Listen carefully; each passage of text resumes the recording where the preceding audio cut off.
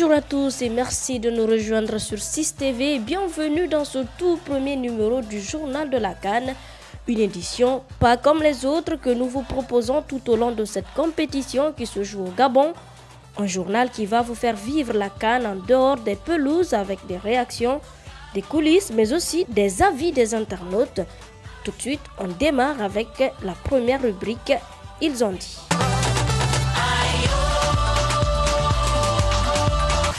Alors, qui a dit quoi avant et après les premiers matchs de cette 31e édition? On s'intéresse tout d'abord aux équipes qui ont disputé le match d'ouverture. Les Panthères qui ont été tenus en échec devant leur public par une équipe qui est à sa première participation, la Guinée-Bissau. Vous allez l'entendre, voulait frapper fort dès la première sortie. On ne sous-estime aucune équipe, on va sous-estimer aucune équipe durant la compétition. Tous les matchs pour nous seront importants. À compter du premier match, on va donner tout ce qu'il faut pour essayer de le gagner. Les Panthères ont donc échoué devant une équipe qui pour beaucoup vient apprendre dans cette compétition. Ceux qui le pensent se trompent, les Turtus n'ont pas manqué de le signaler avant le match d'ouverture. Les jeunes qui sont là, il y a des talents, il ne faut pas regarder que il y a des Guinée-Bissau qui sont venus là pour faire la figure dans le papier ou quoi, non. Nous on est venus là pour jouer au football. Ça va être compliqué pour certains pays qui pensent que ça va être facile, mais ça peut être facile pour eux, quoi. Des déclarations réitérées après le match contre le Gabon qui s'est soldé par un match nul d'un but partout par le coach des Turtis. Bassirou Kandé a déclaré, je cite, « Nous avons nos limites, mais nous sommes venus ici avec des ambitions. Nous allons au fil des matchs améliorer nos compétences. Nous allons essayer d'aller plus loin que possible. » Fin de citation. Alors, le coach du pays organisateur, tenu en échec devant son public, lui aussi ne s'alarme pas. Nous avions les 3 points et nous en avons perdu 2. Mais nous avons les mêmes chances de nous qualifier que si nous avions gagné, réagit José Antonio Camacho à la fin du match. L'autre match de la journée du samedi 14, c'est celui qui a opposé le Burkina Faso au Cameroun. Un match qui lui aussi s'est terminé sur le score d'un but partout. Avant le coup d'envoi, cette rencontre était perçue comme un test par les étalons finalistes malheureux en 2013 qui veulent, vous allez l'entendre, frapper fort cette fois encore.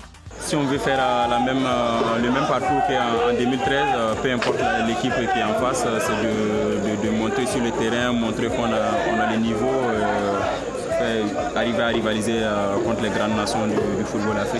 Contre le Cameroun, le coach estime que la leçon n'a pas été bien comprise par les joueurs. Le Cameroun nous a surpris avec son 4-3-3 alors que nous nous attendions à un 4-4-2. Dommage que ma stratégie en première mi-temps n'ait pas fonctionné. Mes attaquants n'ont pas bien compris la stratégie que je voulais, à lâcher le sélectionneur de l'équipe du Cameroun. Alors, que dit le coach des Lions à l'issue de ce match? Eh bien, Hugo Bross estime que son équipe est prête. Je pense que j'ai vu une équipe du Cameroun qui a bien joué et qui a des qualités. Je pense que le Cameroun est prêt. On va avoir besoin de ce niveau pour se qualifier pour les quarts de finale, a déclaré le sélectionneur des Lions en conférence de presse.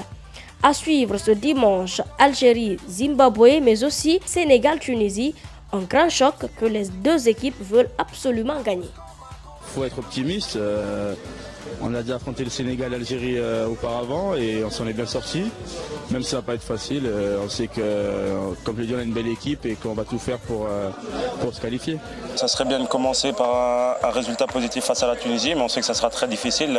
Toutes les équipes à la CAN veulent la gagner. Je pense que la Tunisie s'est bien préparée aussi. À nous de faire tout pour gagner ce match.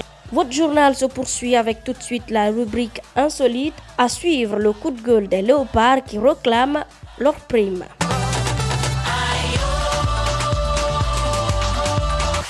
Qui parmi vous a raté le début du deuxième match qui a opposé le Burkina Faso au Cameroun? Eh bien, un petit souci technique est intervenu. La Sono a complètement refusé de jouer les hymnes des deux pays. À leur place, les joueurs s'en ont naturellement chargés. Il va falloir soit qu'ils chantent eux-mêmes leur hymne. Le Cameroun va aussi être repris de manière a cappella ou le speaker dit qu'il faut patienter encore un petit moment.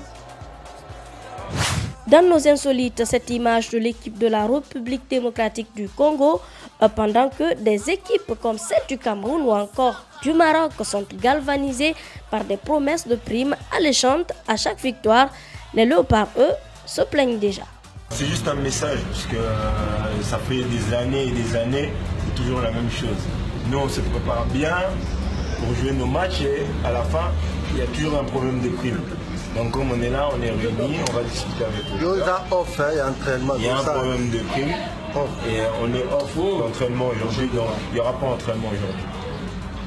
Et puis les Lions du Sénégal, comme toutes les nations, ont reçu le drapeau des mains de Macky Sall avant leur départ pour le Gabon. Des images extraordinaires dans cette cérémonie, tous les joueurs sont vêtus en blanc, contrairement à ce qu'on a l'habitude de voir. Et ce coup de pouce de Youssou Ndour, la méga star sénégalaise qui galvanise les Lions.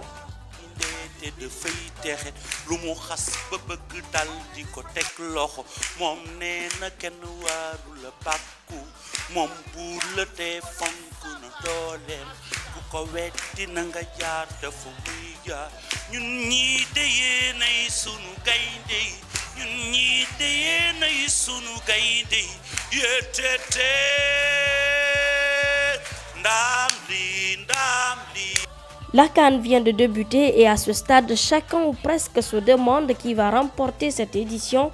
Et si vous vous posez des questions, c'est peut-être bien parce que vous n'êtes pas des marabouts. Je suis le marabout de la CAN Gabon 2017. Nos finalistes entre la Tunisie et l'Algérie. Les Verts, l'Algérie l'emporte. L'Algérie remporte la Coupe totale Gabon 2017. Désormais, pas besoin donc d'attendre, vous n'aurez qu'à consulter un génie si vous ne supportez pas le suspense. Tout de suite, on jette un coup d'œil sur les réseaux sociaux pour quelques réactions sur la toile.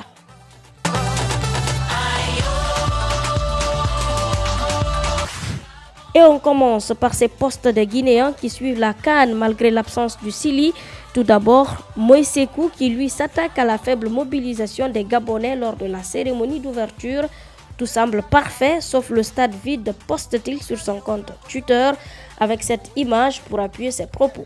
C'est autre lui qui félicite la Guinée-Bissau en ironisant avec ces mots en sous-sous qu'on utilise d'habitude pour louer l'équipe guinéenne. Guinée-Bissau, ballontant, Bissau Bing Bing, vive le Sili national de Guinée-Bissau, poste-t-il sur sa page Facebook. Sur Twitter, beaucoup de posts pour dénoncer le problème technique intervenu lors du match Burkina Faso. Ce tweet de Franco qui dit ceci: ils n'ont pas la bande audio de l'hymne national du Burkina Faso. Mettez l'intro de Bobo Diouf, ça passera crème, poste-t-il. Beaucoup ont également réagi après la prestation du rappeur français Booba qui a chanté à la cérémonie d'ouverture.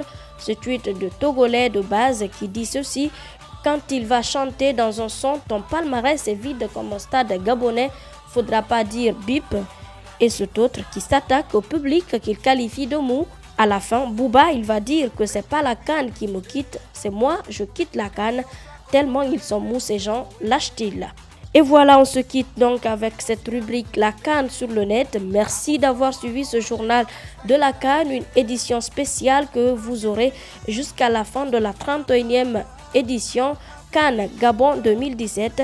Bonne suite de programme, je vous dis à demain pour un autre numéro.